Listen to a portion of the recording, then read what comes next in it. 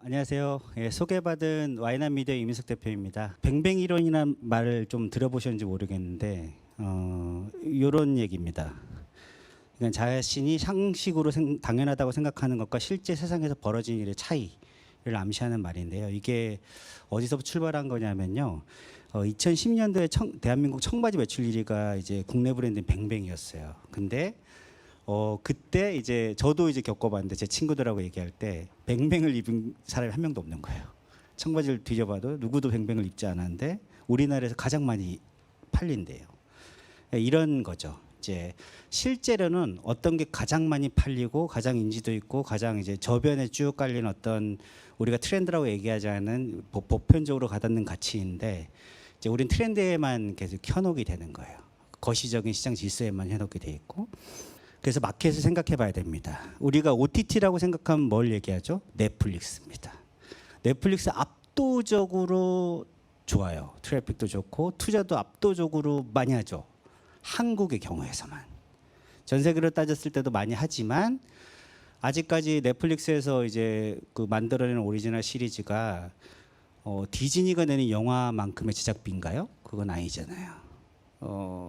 넷플릭스가 지금 주류권으로 갔지만 북미에서는 여전히 디즈니보단 비주류입니다. 디즈니가 요즘 주가가 안 좋아서 구조조정을 하긴 하지만 어쨌든 그들이 만든 영화가 훨씬 비싸죠. 훨씬. 근데 한국에서는 강해요. 왜? 미국 회사니까. 환율 보셨죠? 환율. 달러랑 원의 차이인 거예요.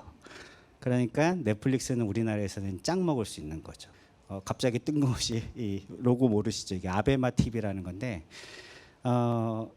이게 다른 시각에서 한번 얘기해 볼게요. 뱅뱅 이론 얘기를 해볼게요. 이건 일본에서 유명한 OTT 플랫폼이에요. 근데 이 플랫폼은요 일본에서 11위 정도 해요. 트래픽 규모가 11위, 매출 규모도 그렇고 10위군요. 한 개 더 올랐습니다. 최근에 한 개 더 오른 이유가 카타르 월드컵 중계권을 사요. 얘네들이 얼마에 사느냐? 2천억 투자를 해서 사요.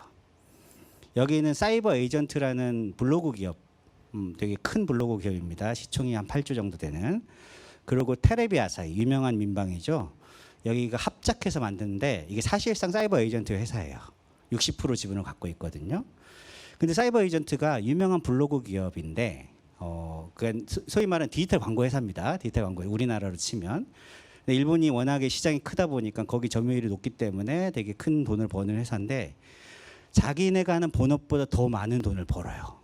이 대표님이 후지타 스스무상 이분이 게임사를 하나 인수하는데 그 게임사가 여성분들 별로 안 좋아할 수 있습니다. 일본의 고유 문화니까 뭐 그렇게 받아들이는 게 좋을 것 같은데 미소녀를 경주시키는 게임을 만들어요. 우마무스메란 게임을 만드는데 이게 연애 순수익으로 1조를 법니다. 1조. 매년 순수익으로 1조 원을 벌어요. 그래서 이 아베마 TV라는 플랫폼에 그 후지타 스스무상이 매년 투자를 일본에 있는 모든 뭐 유명한 회사들이 만든 OTT를 뛰어넘는 투자를 계속해요. 연간 적자가 1,000억에 달하고 그게 8년 동안 지속이 돼요. 8년 내리 적자 1,000억이에요. 하지만 그거는 1년 벌면 다 끝나는 거예요. 우마무스메 덕분에. 그래서 현재는 이제 일본 OTT 중에 그 토종 OTT 1위인 유넥스트와 더불어서 가장 많은 IP 투자를 하는 OTT로 알려져 있고요. 아까도 말했지만 2000년 카타르 월드컵 중계권에 2천억 투자를 해서 엄청나게 트래픽을 또 신장시켰고 지금도 계속 투자를 달구고 있는 회사입니다. 넷플릭스 얘기로 다시 돌아가 보면요. 넷플릭스의 연간 4년간 3.3조 원의 투자는 연간으로 따지면 한 8,500 계산이 정확히 뭐래 8천억대예요. 근데 한국 드라마 제작 규모를 아주 러프하게 좀 잘라 보면은 연간 한 1.2조 원 정도라고 추산해 볼 수 있어요. 그럼 넷플릭스 투자액은 우리나라 드라마 전체 제작 규모의 약 70%에 해당해요. 그럼 이 두 가지 진로가 있어요. 한국은 넷플릭스의 하청 기지로 전락하는 거예요. 70%를 투자해 주는 하나의 플랫폼이 있어요. 그러면 어떻게 되죠? 하청을 하면 되잖아요. 넷플릭스 들어가면 돼요. 길을 쓰고. 그렇잖아요. 그건 뭐냐? 지금 현재의 매출액을 고정시킨다는 전제에서. 근데 산업은 그렇지 않죠. 산업은 계속 성장해야 되잖아요. 최근에 우리나라에서도 이제 5천억 정도 정부에서 출자를 하기로 결정했다는 기사가 나왔어요. 그죠? 이제 그것도 이제 정부에서 몇 년에 걸쳐서 이제 부응을 하겠죠. 그러면 그 시드머니들이 계속 돌겠죠. 그럼 어쨌든 요 지금 현재 기준의 그 3법으로 봤을 때 70%에 해당되는 요 비중을 계속 낮추면서 산업이 커야 돼요. 그 얘기인즉슨 다시 말하면 파이는 커진다는 의미가 되는 거죠. 넷플릭스에 이렇게 투자하는 이유는 가성비 때문에 철저하게 하나의 미드가 8개의 한드기 때문에. 이게 또한 자기들이 원하는 거는 미국 시장 있잖아요. 뒤에 보여드릴 건데 OTT의 그 분포도를 보면요. 완전 경쟁 시장 같은, 그러니까 그 뭐랄까요, 누구의 승자가 없어요. 그냥 지금 그 상태에서 계속 경쟁하고 있는 상태가 되는데 8개 넘게 기업들이 막 각축전을 벌이고 있거든요. 춘추 전국 시대라 그러죠. 그 북미에서는 경쟁에서 이길 수가 없어요.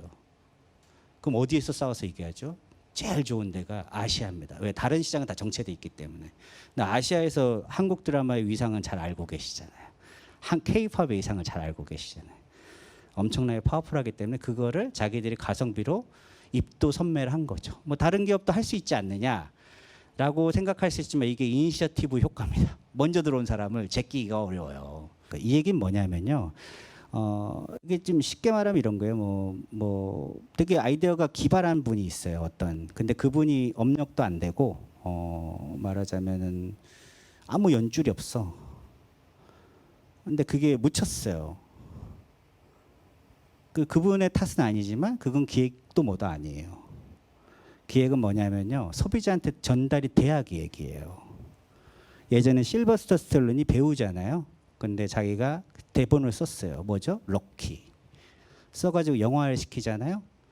그 영화를 시킬 수 있는 수준이 되었을 때 영화가 된 거예요. 그죠? 또 운도 따라줬고. 그러니까 이걸 완성을 시켜야 기획이 된다는 뜻이죠. 그래서 사실은 기획을 추진하시는 분들한테 제가 항상 얘기하는 게 뭐냐면 기본적으로 자기 인프라, 그리고 에셋, 인적 네트워크, 그리고 내가 이걸 실현시킬 수 있는 규모, 그런 걸 따져서 역산해서 자기 기획 아이디어를 잡아야 돼요. 그 아이디어는 자기가 굳이 안 내도 돼요. 발견할 수도 있거든요. 결과적으로는 뭐죠? 우리가 꿈꾸는 게 뭐죠? 다들 꿈꾸는 게 뭐죠? 하나의 IP가 큰 돈을 버는 거잖아요. 하나의 IP가 큰 돈을 버는 거. 영원히. 생각만 해도 기쁘잖아요. 영원히. 디즈니처럼 영원히. 올 것 같아요. 어느 순간 오겠죠. 근데 그러기 위해서는 우리가 선행해야 될 게 있습니다. 그 IP를 우리가 가져야 돼요. 어떻게 갖느냐. 제가 유튜브를 어떻게 도구로 활용했냐면 유튜브에서 제가 작은 돈으로 선행 투자를 해서 IP를 가진 다음에 후발로 이를 파는 후회수 전략을 써서 IP를 계속 가졌어요.